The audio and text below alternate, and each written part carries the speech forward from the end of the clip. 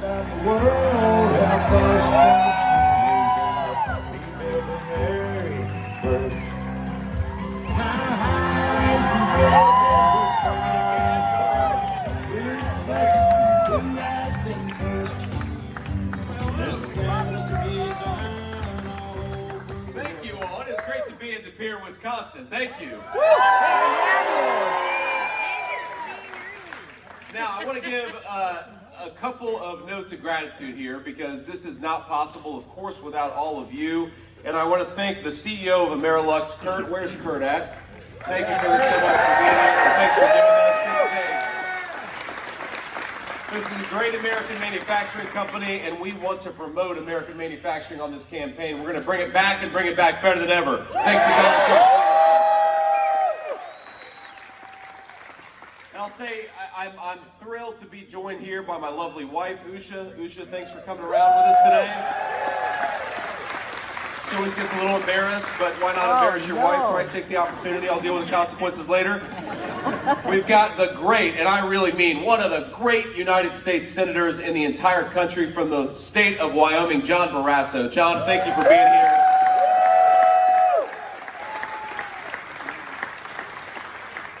And most of all, I want to say thanks to all of you because in 68 days, thanks to you and thanks to the state of Wisconsin, we are taking this country back. We're going to make Donald J. Trump the next president. Now, we got to just talk a little bit about the record of Kamala Harris because, you know, she does this thing. No, we don't have to. She does this thing, Kamala Harris does, where she stands before a crowd like this, and to get a crowd like this, of course, Kamala Harris has to have a rock star or a rapper open for her.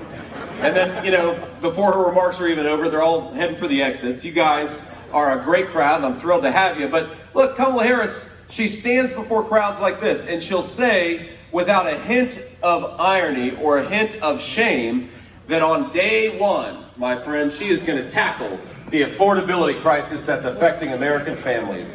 And on day one, she's going to make groceries more affordable. And on day one, she is going to make it possible for young people to afford a home. And every single person with an ounce of sense is saying, well, Kamala, day one was 1,300 days ago. Yes. What the hell have you been doing? Yes. And John's been in politics, the great John Barrasso has been in politics a little bit longer than I have. But John, can we think of anybody who can stand for 3.5 years as the Vice President of the United States and pretend that she's not even been in power? Have you ever seen anything like that? No. Nothing like it in the world. That's crazy. It's the craziest thing. But Kamala Harris, she's done a lot since day one, and that's exactly the problem, isn't it, ladies and gentlemen? Yeah. She's been doing way too much since day one, and let's run through all of the broken promises and the broken dreams because of Kamala Harris's leadership. Well, number one, earlier today, we were in Pennsylvania talking to some great truckers in Erie, Pennsylvania, and you know what the truckers say is their number one problem? The cost of fuel. Some of you, I just heard say it. And why is fuel so expensive? Because Kamala Harris made a promise that she wanted to ban fracking, she wanted to ban offshore drilling, she wanted to destroy the American energy industry. That's what Kamala Harris said she was going to do, and then she went about for 3.5 years and did it. And now our truckers are paying too much for fuel, but it's not just our truckers. We all know that because our truckers bring everything to market, they bring the groceries to the grocery store. They bring the lumber to the construction site. If the truckers are paying more for fuel, we're all paying more for everything. And that's exactly what Kamala Harris has done. So how about this, Kamala Harris? Why don't you stop destroying American energy? Why don't you stop buying energy from tin pot dictators all over the world? Let's buy American energy from American workers right here.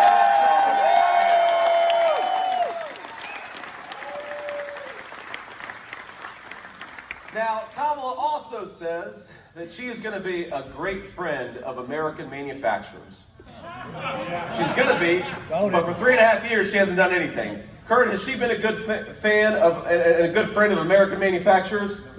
Negative, exactly. To the workers out here, has she been a good friend of the American working man and woman? No. Absolutely not. Because look, Kamala Harris made a very dumb decision to try to ship all of our jobs overseas and to use your tax dollars to subsidize products not made by Americans, but made by the communist Chinese. It was Kamala Harris that implemented the EV mandate.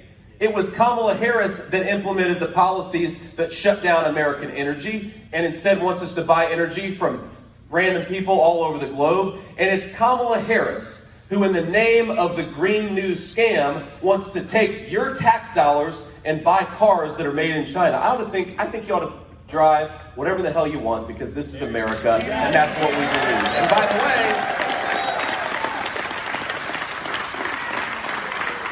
And by the way, if you're buying whatever car you want, you're going to buy cars made by American workers, because those are the best cars in the world. It's very simple. Now, it's funny, I talked to the president earlier today, and he says hello. Sorry I can't be here with you, but he's running all over the country. I'm running all over the country because we believe it's important to win, so we're taking a divide and conquer strategy. But he said, you know, JD, the crazy thing about Kamala Harris is, even though she said she wanted to defund the police and ban fracking, she said she wanted to shut down American energy, and she wanted to open the border, and of course she's done all these things. Kamala Harris now pretends that she agrees with me on everything. I know. What is that? You trust, or if you watch what Kamala Harris is saying, she actually says now that she pretty much agrees with Donald Trump on everything.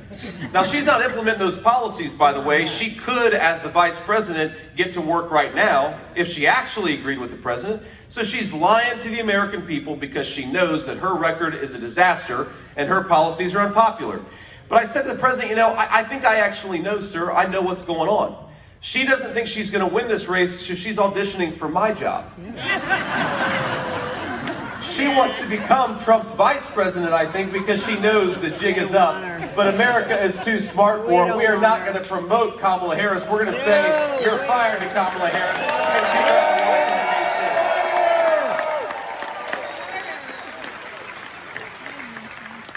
So I want to just tick through what her policies have done to the American people, and I want to tick through what Donald Trump's policies have done and will do again for the American people. You know, 60% of Wisconsin businesses aren't hiring right now. That's because of Kamala Harris's policies. Is that a good idea? No. 70% of Wisconsin workers say that their pay has not kept up with the price of housing and the price of groceries. Is that a good thing? No. Over $11,000. That is what it costs the average Wisconsin family to buy today what they could have bought 3 years ago. Is that a good thing for Wisconsin families? No. And so Kamala Harris now wants a promotion. Are we going to give it to her? No. Absolutely not. We're not going to give it to her. Now, Kamala loves to talk about her tough on crime experience. She says that she was a tough on crime prosecutor. Well, you look at the record. The record of Kamala Harris is that she has been the best friend to the Mexican drug cartels that they have ever asked for. And you ask, why are our communities flooded with fentanyl? It's because of Kamala Harris. And why is it that hospital wait times have gone up? It's because Kamala Harris let in 25 million illegal aliens. And why can our municipal governments not afford to pay their police officers? Because Kamala Harris has got them paying for the health care of illegal aliens. This is not a program, ladies and gentlemen, that works for American workers. This is a program that works for people who shouldn't even be in this country in the first place. And Donald Trump, by the way, Donald Trump has got a different message to the 25 million people who are here in this country illegally. Pack your bags. You're going home in 6 months. See ya.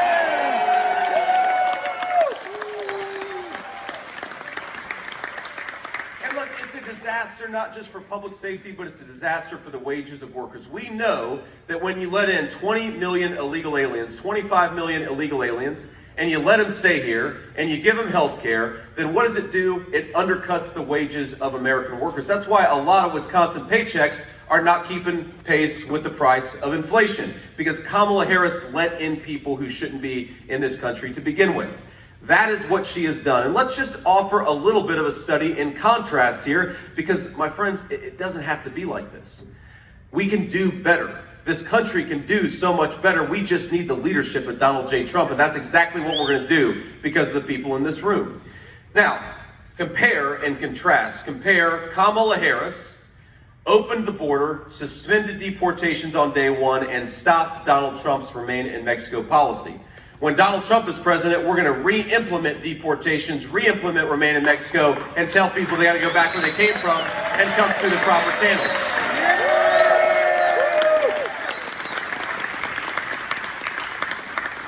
Kamala Harris shut down American energy, raised the price of gas and utilities on American families and American manufacturers. Donald Trump's message and solution is simple. Drill, baby, drill. Open up America's energy markets and get it from our own workers.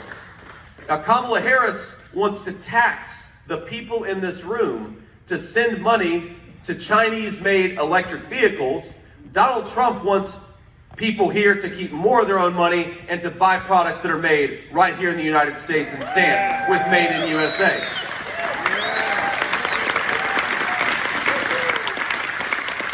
And finally, Kamala Harris would like to reward the companies that ship jobs overseas and raise your taxes.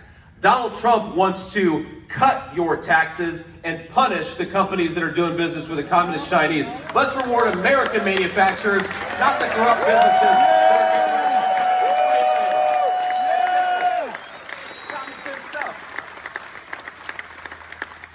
I want to take some questions from the media here in just a second, but I want to leave you with one final thought here because, you know, getting to run for the Vice President of the United States is the greatest honor of my life. It's the coolest thing. I get to fly around and drive around and see this country from a totally different perspective. And let me tell you the good news. My friends, the good news is we have the most beautiful country in the entire world. Sure do. The good news is we have got natural resources that are the envy of the entire world. It's amazing. The Chinese and the Russians would kill for the stuff that we have right here in Wisconsin and all across our great country. We have the best workers and the best families anywhere in the world. And by the way, we have got the proudest cultural and historical traditions I believe that exist anywhere on the face of the earth. That is what we have going for us. The only thing that is broken about this country is our failed leadership. And that's why we got to fire Kamala Harris, replace her with Donald J. Trump, and get some leadership in this country that is equal to the job of leading the American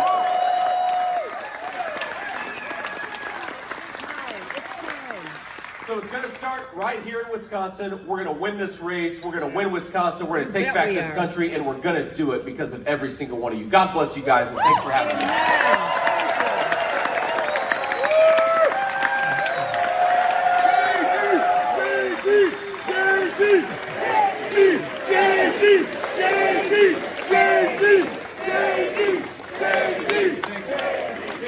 Y'all want to see me take some questions from the media? Sure. All right, let's do it. Now, I always say I'd like to start with the local reporters and the local TV channels if we can. So let's start there, and we'll take some questions from the national folks after that. Senator Vance, Carl Winter from NBC 26 here in Green Bay. Hey, Carl. Robert F. Kennedy Jr. will remain on the ballot here in Wisconsin. The Wisconsin Election Commission says, despite him trying to get off of it in swing states, how do you think that affects yours and former President Trump's campaign? Well, first of all, are we thrilled to have the endorsement of RFK?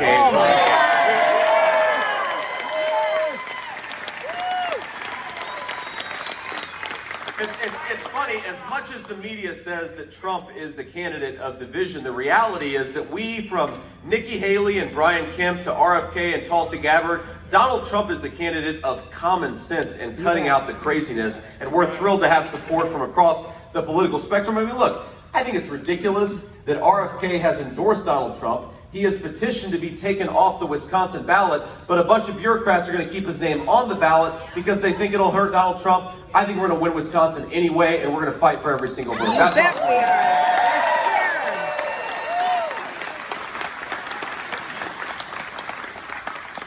Next question. Hi, Senator Vance. Paul Stino from CBS here in Green Bay. The Harris campaign, in their campaign commercials, when they have campaigns, they accuse you guys of kind of catering towards rich people more so than middle class when it comes to your economic policies. When you hear that argument, what's kind of your rebuttal to that, or what would be your counter argument to their claim right there? Thank you. Well, look, my counter argument is that Donald Trump is a president for every American citizen, rich or poor. We just want people to have a good life in this country that all of us love. It's that simple. Now, when she says, look, she says that Donald Trump and me are the candidates of rich people. Here's my response to that. First of all, I grew up in a poor family. And I grew up in the kind of family that suffers when Kamala Harris and people like her don't do their jobs. And let me just give you one example. We know it gets cold in Wisconsin, right? A lot colder than it does in Ohio. You guys are tougher up here than we are down a little further south. And look, during a cold winter, I have been on the receiving end of not having enough money, and where my grandmother would say, well, honey, we just can't turn on the heater tonight. We can't afford it. And so maybe you sit in front of a space heater, or maybe you just throw on a few extra blankets. And that's what a lot of American poor families deal with during the depths of a cold winter. I believe that if you work hard and play by the rules, we are the richest and most prosperous country. Rich or poor, you ought to be able to turn your heater on and heat your homes in the winter. Is that a simple thing that all of us believe in? Now, clearly Kamala Harris doesn't believe in that because she has pursued policies that are making electricity and utilities go up by 30, 40, and 50%. So when she says that she's the candidate of the little guy can't afford to heat their homes because of Kamala Harris's policies. The little guy can't afford to put groceries on the table because of Kamala Harris's policies. And the little guy can't afford to buy a home because of Kamala Harris's policies. She is the president of a corrupt leadership in this country. Donald Trump is the president of the people, and that's why we're going to win.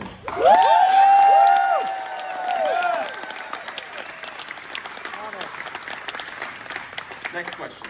Senator Ben Crumholz with Fox 11 in Green Bay. What do you want to see happen with abortion? Well, what I want to see happen with abortion is that each state, and this is President Trump's view to be clear, each state ought to make their own abortion policy. Okay, Wisconsin's going to have a different view than California. California's going to have a different view from Alabama. And what the president has been very clear about is he wants the voters to make those decisions in each individual state. And his government is going to focus on lowering prices for American families. His government is going to focus on closing down that southern border and stopping the flow of fentanyl and crime in our communities. And his government is going to focus on bringing peace and stability back to the world. I recognize that a lot of people don't agree with my views on abortion. A lot of people may not agree with President Trump's views on abortion. And I think that's why what the president has said makes a lot of sense. We need to let the voters of the individual states make these decisions. Now, by the way, that is not Kamala Harris's view. Kamala Harris wants to shut down Christian hospitals who don't agree with her radical agenda. Kamala Harris would like to force taxpayers to pay for late-term abortion. And I think that's despicable, certainly despicable to make taxpayers pay for it. So when Kamala Harris says that we are the extremists on abortion, she is the one that wants to force her radical abortion policy down the throats of the whole country. It's ridiculous, and I don't think the American people buy it. No, they don't.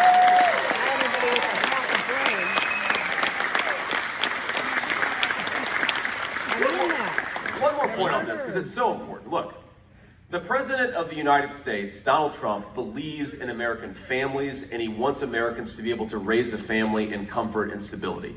And I do think that we have become in this country, thanks to Kamala Harris's policies, anti-family. Who wants to start a family if you can't afford a home? Who wants to start a family if you can't afford groceries? Who wants to start a family if you feel like the President of the United States is not looking out for your interests? That is what Kamala Harris has done to this country. President Trump wants to give women and families choices. Let's have a pro-family country. Let's make it easier to bring new life into this world, and let's be a pro-family United States of America. That's our vision. We're going to fight for it.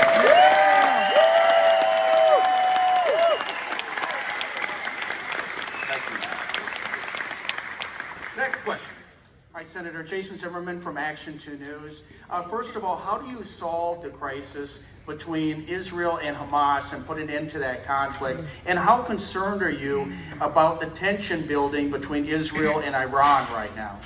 Well, look, I worry about the tension a lot because Kamala Harris has given the Iranians billions of dollars And they keep on buying weapons and attacking not just Israelis, but they keep on attacking Americans. It's crazy. Stop giving bad guys money. It's not that complicated. It's a very simple principle in American diplomacy. The second thing that I say is, look, it is not our business to micromanage Israel's war in the Middle East. Hamas is an evil organization.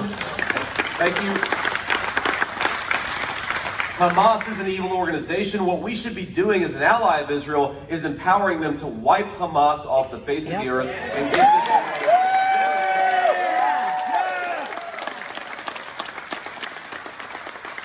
I think the problem with Kamala Harris's policies is it's like the dumbest of two possible worlds, right?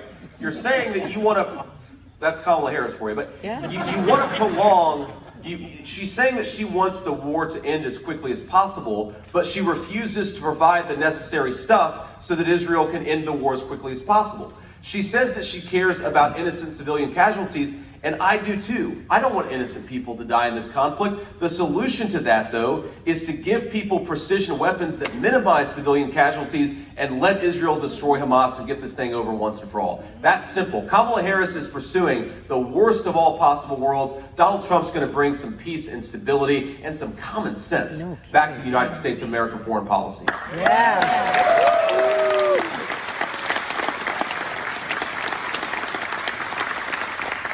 Next question. Hi, Senator Vance. Joe Schultz, Wisconsin Public Radio. State data shows that since 2021, Wisconsin's had more job openings than people on unemployment. You know, President Trump has talked about mass deportation effort, largest in U.S. history.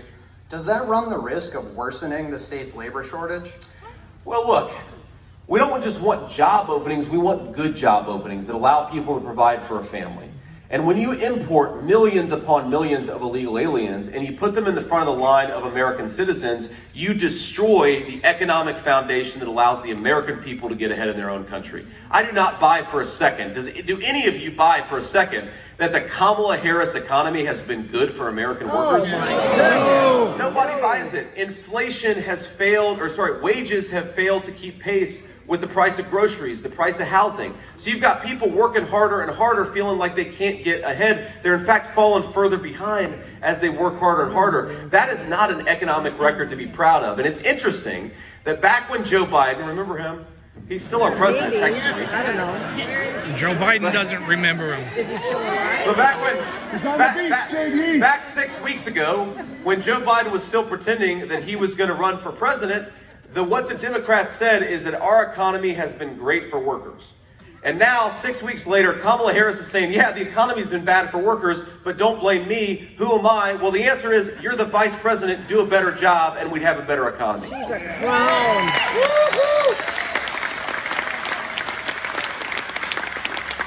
Next. Aaron Pellish with CNN. Thanks for taking my question. You're speaking at the Firefighters Union. Okay, You're speaking at the CNN. Firefighters Union convention tomorrow in Boston. I want to ask you a labor question, if you don't mind. Sure. 131 Republican members of Congress last year co-signed a bill supporting a national right-to-work law. Wondering how you feel about that law nationally. And then here in Wisconsin, there's also a right-to-work law. Over in Michigan, they repealed the right-to-work law that went into effect earlier this year. Wondering whether you support Wisconsin's policy to keep it or Michigan's to repeal it. Well, look, I'm not going to comment on what Wisconsin should do. Wisconsin ought to make its own decision on this, and Michigan ought to make its own decision on this. I did not sign on to the national legislation that you're talking about. And my view is the best thing for American workers, union and non-union alike, is rising wages, investing in American manufacturing, and investing in American workers, closing down that southern border. That's what workers need more than anything else. Safe communities and high wages, and that's what we believe in. So my message to the firefighters, it's been my same message to the police union. Of course, pretty much every police union in the country has endorsed me and President Trump. My message is, we want you to have safe jobs. We want you to be able to do what you can and do what you need to do without being destroyed by our public leadership. And we want you to have good wages for a fair day's work. That's true for the union workers, and that's true for the non-union workers too. Next question.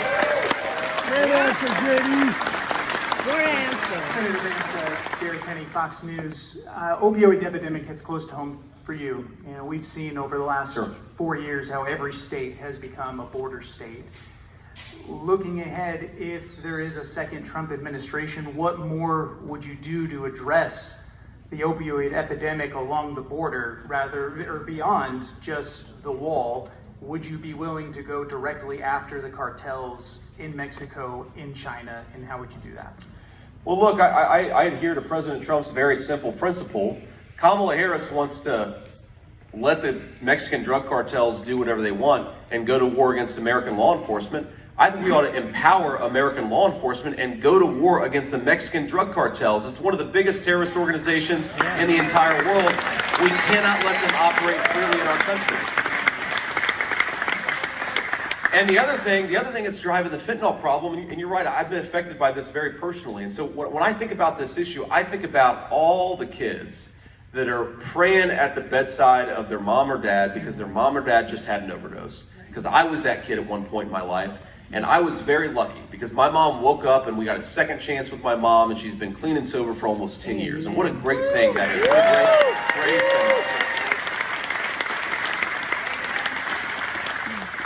Mom was going around the campaign trail with me actually the last couple of days. She had a very good time. And, you know, again, I would not have had that second opportunity with my mom if the poison that's coming across today was coming across 15 years ago. We would have never gotten that second chance. And that's what I want. I want more American children to have second chances because we know addiction is a terrible scourge. And some people, they're able to kick it 2 days after they get that habit. And some people, it takes years of getting back on the horse, falling off the horse and getting back on. We just want to promote as many second chances as possible. And here's something else we have to do other than go to war against those drug cartels. We have got to tell the Communist Chinese Party, stop manufacturing this garbage and sending it into our country. And one of the things that Donald Trump doesn't get nearly enough credit for, and there's a lot of things, but towards the end of his last term, he was on the cusp of striking a huge deal that was going to shut down fentanyl manufacturing in communist China, would have saved hundreds of thousands of American lives, and Kamala Harris let that language. Instead of fighting for Americans, she continued to allow the communist Chinese to make this garbage. Our promise and our threat to the communist Chinese ought to be, if you want access to American markets, if you want to sell your stuff in the United States of America, stop manufacturing this poison that's killing our citizens. You just need strong leadership to do it. Thank you all. And why don't we do one more question and then we're going to have to hit the road. Thank you all. Senator Vance, Mike Bender with the New York Times. I know we've asked you a couple of times today about the issue at Arlington National Cemetery, and I know you've mentioned that the campaign had permission to film there. One thing I didn't realize earlier today is that it's a federal law banning political campaigns from filming at grave sites. So I guess the question is, since families, to the best of my knowledge, civilians aren't able to give grant exceptions to that, whether or not someone who wants to be president should have to abide by that law. Well, Mike, look, I think the right person to ask is the Gold Star families who invited Donald Trump and lost a loved one because of Kamala Harris's failed policies. Were they happy to have the President of the United States there? And they would say, absolutely. Thank God somebody showed up. They wish Kamala Harris would have shown up.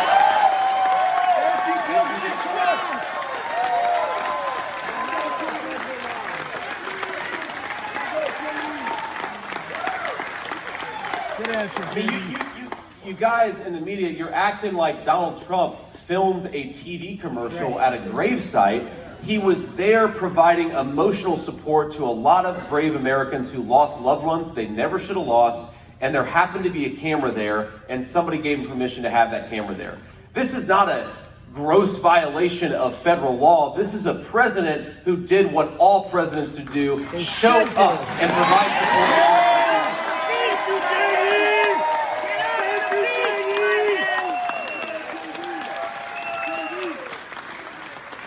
So again, I obviously, I'm biased. I like Donald Trump. So do we. And I know you all do too. Yes. But look, ask the Gold Star families. And if there is a scandal here, I cannot get over the press's obsession with this. Because what is the bigger scandal?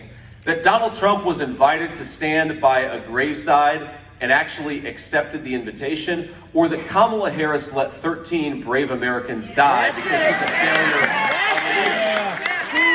She's embarrassed.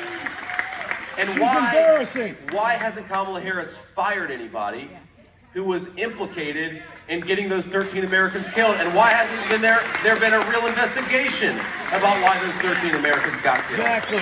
I think that's a much, much bigger problem, and that's where the media ought to focus, not on Donald Trump doing his job and showing up as the president should.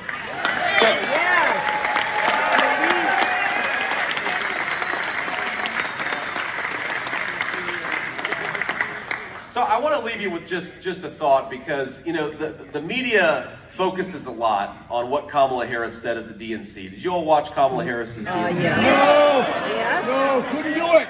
I knew what the answer was going to be. You all are smarter than I did, but I'm in this business, so I had to watch at least some of it.